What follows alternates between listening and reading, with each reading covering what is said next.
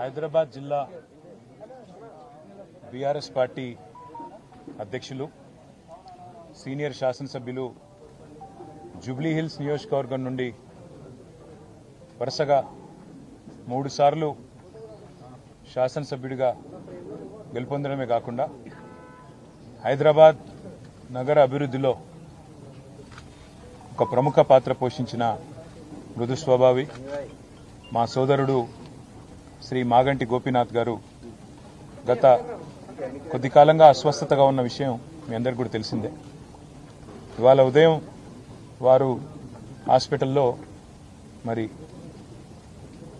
మృతి చెందిన విషయం కూడా మాకు ఉదయమే డాక్టర్ల ద్వారా తెలిసింది. నిజంగా ఇది బీఆర్ఎస్ పార్టీకి అదేవిధంగా హైదరాబాద్ నగరంలో అభివృద్ధిని అదేవిధంగా హైదరాబాద్ నగరంలో ఇక్కడ ఉన్న అందరితో కలివిడిగా ఉండే ఒక నాయకుడిని కోల్పోవడం అనేది అందరికీ కూడా తీవ్రమైన ఆవేదనని తీవ్రమైన బాధని కలిగిస్తున్న సందర్భం.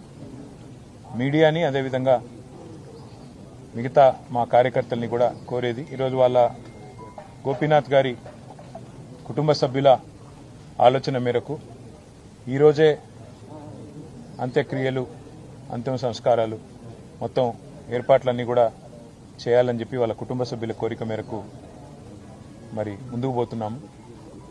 మధ్యాహ్నం 4:30 నుంచి రాహుకాలం వస్తుందని చెప్తున్నారు.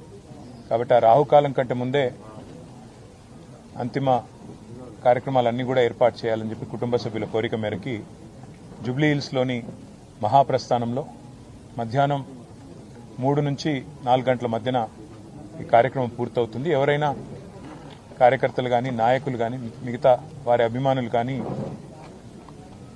చివరిసారి వారికి నివాళులు అర్పించాలి అంటే వారు ఇక్కడ వారి కుటుంబ సభ్యుల్ని కలవడానికి అదేవిధంగా వారికి నివాళులు అర్పించడానికి ఇక్కడ వారి స్వగృహం దగ్గర ఏర్పాట్లు చేయడం జరుగుతూ ఉంది. తర్వాత ఇక్కడ నుంచి ఊరేగింపుగా బయలుదేరి స్ట్రైట్గా మహాప్రస్థానానికి వెళ్ళి 4 గంటల లోపల రావుకాలం రాకముందే కార్యక్రమాలు చేయాలని వారి కుటుంబ సభ్యులు ఏదైతే నిర్ణయం తీసుకున్నారో దానికి అనుగుణంగా ముందుకు పోతాం. మా పార్టీ నాయకులు కార్యకర్తలు అందరూ కూడా సహకరించాలని మీడియా కూడా సహకరించాలని దయచేసి సహకరించాలని చెప్పి కోరుతూ మరి రాష్ట్ర ప్రభుత్వం కూడా ఏర్పాట్లు చేస్తున్నామని చెప్పి ఇప్పుడే చెప్పింది. వారికి కూడా ధన్యవాదాలు. మరి ఈ అంతిమ కార్యక్రమాలన్నీ కూడా గౌరవప్రదంగా జరిగే విధంగా దయచేసి వచ్చిన వారికి ఇబ్బంది పెట్టకుండా అందరం కూడా సహకరిద్దామని చెప్పి కోరుతూ ఇక్కడ స్థలం కూడా తక్కువ ఉంది. అందుకే కొద్దిగా వచ్చిపోయే వాళ్ళకి వచ్చిపోయే వీఐపీలకు కూడా మనం కొద్దిగా వారికి సమయం